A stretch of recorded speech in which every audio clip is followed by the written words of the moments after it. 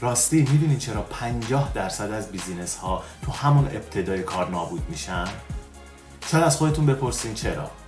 اگه یه بیزینس آنلاین دارین یا قصد دارین یه بیزینس آنلاین راه بندازین، حتما تا آخر این ویدیو با من همراه باشین.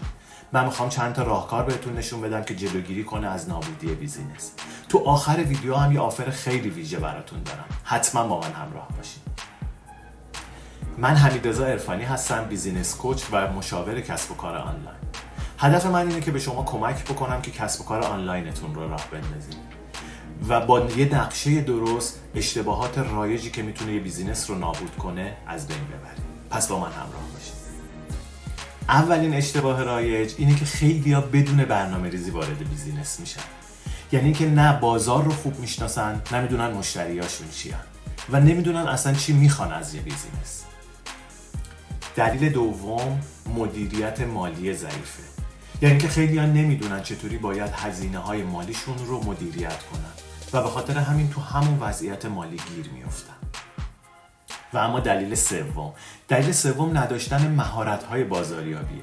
این یعنی چی؟ یعنی که شما اگر خودتون رو خوب معرفی نکنین و نتونین خوب دیده بشین، حتی اگه بهترین محصول رو هم برای فروش داشته باشین، به هیچ عنوان محصول به فروش نمیره. و اما دلیل چهارم باورهای غلطیه که ماها داریم. خب این یعنی چی؟ یعنی که خیلی‌ها فکر میکنن که با یه سرمایه زیاد و یا یه ایده خاص میتونن یه بیزینس موفق داشته باشن، در حالی که اصلا اینطوری نیست.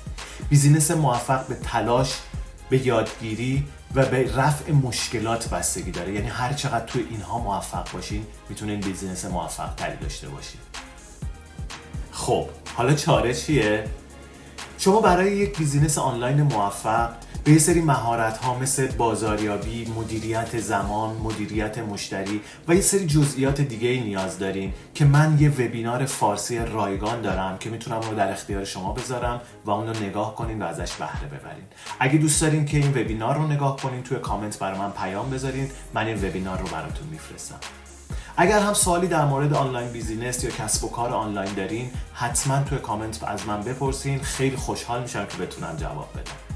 موفق باشین.